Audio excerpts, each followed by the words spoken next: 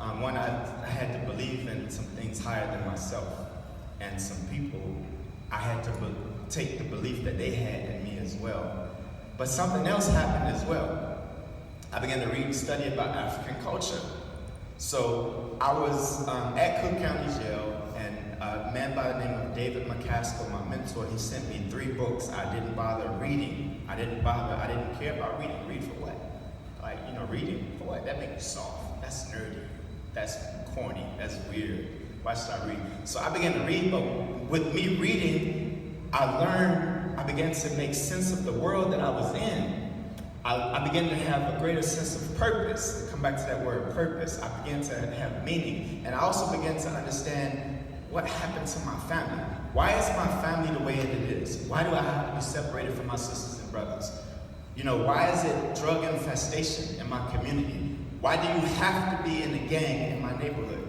I had to be in a gang because if somebody messed with one of my sisters or brothers, they had to hear from me. I had a lot of sisters and brothers.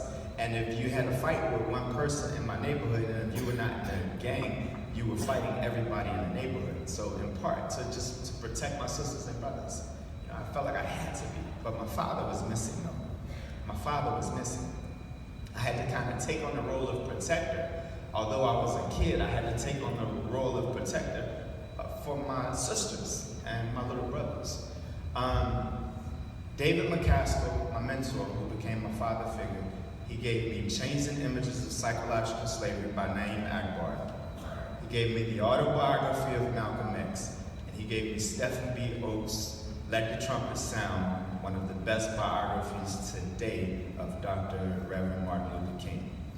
Reading those 3 books changed my life, gave me identity.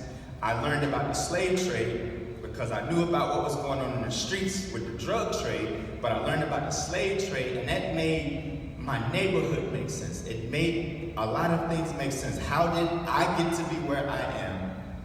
How did my father get to be where he was? My mother, my sisters and brothers. It helped me make sense. And I continued down that road. So when you learn something and you know something, you have a responsibility to do what?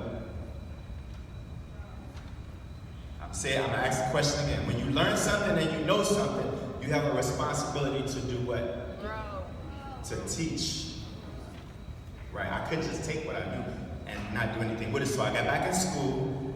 I began to raise my GPA, but I didn't know. I had to work really hard. I began to get A's, but for me to get an A, I had to work really, really hard for the A.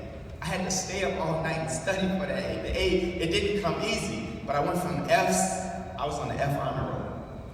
Y'all hear me? I was on the F honor roll. I went from F's to A's with these life-changing experiences and with learning about the culture, the struggles of my people and the struggles of other people.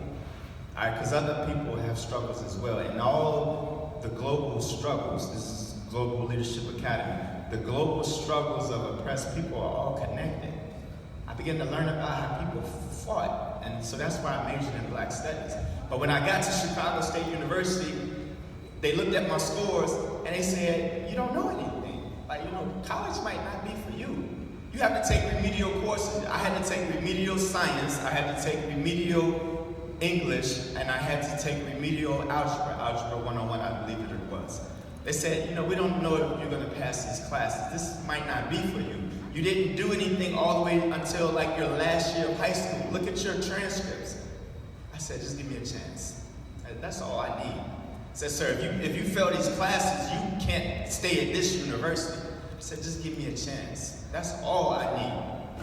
They gave me that chance, and I got straight A's in those courses. And I maintained a high GPA all the way through and graduated Chicago State University. But I applied and I was successful. And I continued. While there, I began to go out into the community and I became a quote-unquote drug prevention specialist, gang prevention specialist. I was 19 years old.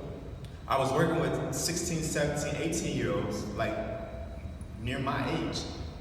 Then, and they had experiences like I had, but they looked up to me because I was a college student and I related to them. I began to pursue down that road and I've continued ever since.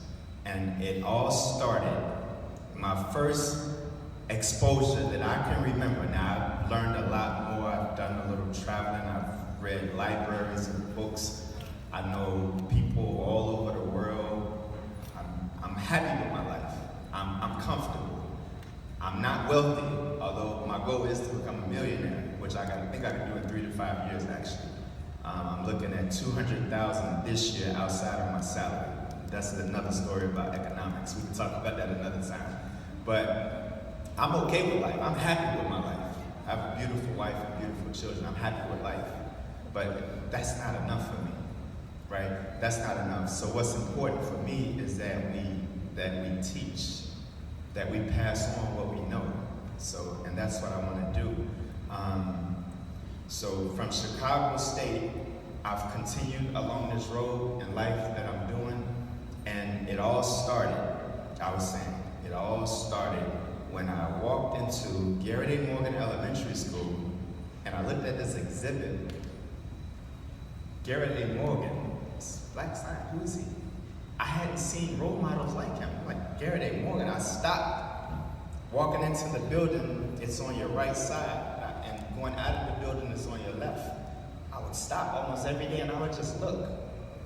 A seed was planted, and I've been able to nurture it. Although I've had hard times, although I've gone through a lot, and although I come from a background and a family where I'm not supposed to be Dr. Ma'at, I'm supposed to be some old head on the street corner. That's what I'm supposed to be. But a seed was planted, and it nurtured. And it was a small seed, and it could have withered and died. It didn't have to grow. It was watered over time in different ways, but it didn't have to. And at times I didn't know it was there. When I was on 57th and Marshfield in Inglewood, Chicago, I didn't know it was there when I was hanging out. I didn't know it was there when I was facing serious time in prison. I didn't know that seed was there. When I was a dropout and they said, you just like your no good daddy, I didn't know that it was there. When they said that I had problems mentally, which I probably did, I might still now, I didn't know that seed was there, but it was there. And what I see when I look at you all is much more than what I had at your age, because you love this school. I see it and I know it. Raise your hand if you love Global Leadership Academy. And look at all of their hands. And the few that don't have their hands raised, they love it too. Yeah, I know that. They love it too. And Global Leadership Academy loves you. I did not have that. I go, we use I go, I think so. I go. Amen. So I did not have that. I did not have as much as you have. So, in closing, I expect you to accomplish more than what I have. Because you have more than I have. And I've shared with you my mistakes. I shared with you my mistakes. And I feel accomplished and I'm happy. And I wasn't always. I was in a state of depression at one time. But because you have more, I didn't have Global Leadership Academy. I had an exhibit in the corner of my school. You have an institution. So I expect you to accomplish not what I have, not what Brother Barre has, not what Dr. Booker, I don't expect you to accomplish what we have.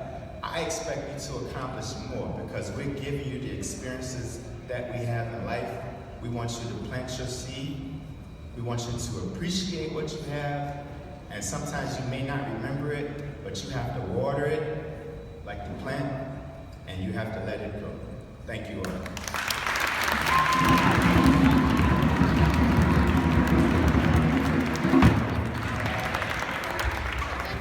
Can we give another round of applause for Dr. Makasa?